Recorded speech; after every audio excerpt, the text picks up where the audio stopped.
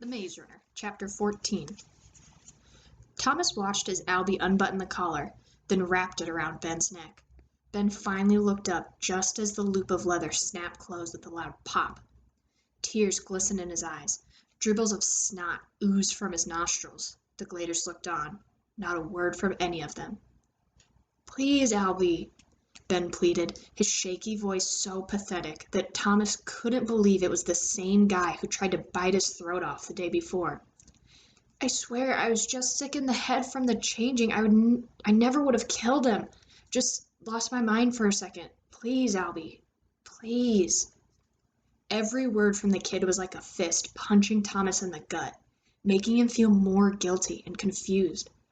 Albie didn't respond to Ben. He pulled on the collar to make sure it was both firmly snapped and solidly attached to the long pole. He walked past Ben and along the pole, picking it up off the ground as he slid its length through his palm and fingers. When he reached the end, he gripped it tightly and turned to face the crowd. Eyes bloodshot, face wrinkled in anger, breathing heavy. To Thomas, he suddenly looked evil. And it was an odd sight on the other end. Ben, trembling, crying, a roughly cut collar of old leather wrapped around his pale, scrawny neck, attached to a long pole that stretched from him to Albie, 20 feet away. The shaft of aluminum bowed in the middle, but only a little. Even from where Thomas was standing, it looked surprisingly strong. Albie spoke in a loud, almost ceremonious voice, looking at no one and everyone at the same time. "Ben of the Builders, you have been sentenced to banishment for the attempted murder of Thomas the newbie. The keepers have spoken, and their word ain't changing. And you ain't coming back. Ever." A long pause. "Keepers, take your place on the banishment pole." Thomas hated that his link to Ben was being made public. Hated the responsibility he felt. Being the center of attention again could only bring more suspicion about him.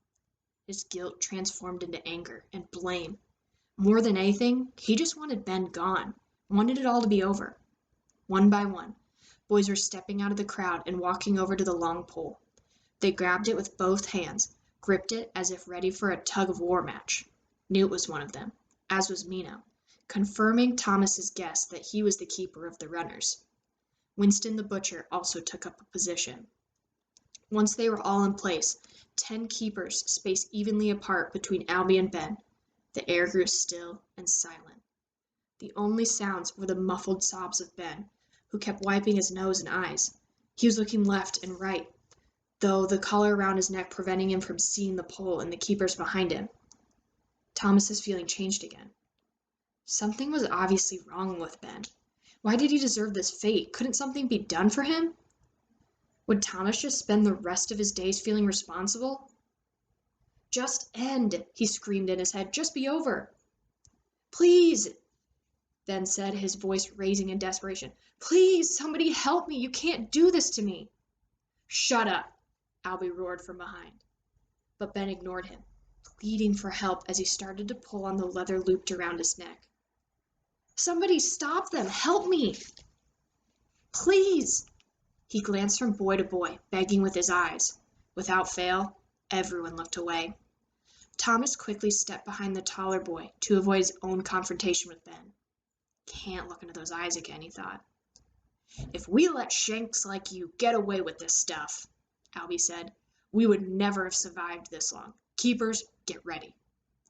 "No, no, no, no," Ben was saying, half under his breath. "I swear I didn't do anything. I swear I'll never do it again. Please." His shrill cry was cut off by the rumbling crack of the east door beginning to close. Sparks flew from the stone as the massive right wall slid to the left, groaning thunderously as it made its journey to close off the glade from the maze for the night. The ground shook beneath them, and Thomas didn't know if he could watch what he knew was going to happen. "Keepers, now!" Albie shouted. Ben's head snapped back as he was jerked forward, the keepers pushing the pole toward the maze outside the glade. A strangled cry erupted from Ben's throat, louder than the sounds of the closing door. He fell to his knees, only to be jerked back to his feet by the keeper in front, a thick guy with black hair and a snarl on his face. "No!" Ben screamed, spit flying from his mouth as he thrashed about, tearing at the collar with his hands. But the combined strength of the keepers was way too much, forcing the condemned boy closer and closer to the edge of the glade. Just as the right wall was almost there. "No!" he screamed again, and then again. He tried to plant his feet at the threshold, but it only lasted for a split second. The pole sent him into the maze with a lurch. Soon he was fully 4 feet outside the glade, jerking his body from side to side as he tried to escape his collar. The walls of the door were only seconds from sealing shut.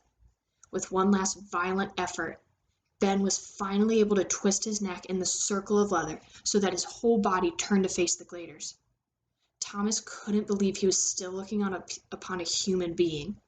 The madness in Ben's eyes, the phlegm flying from his mouth, the pale skin stretched taut across his veins and bones.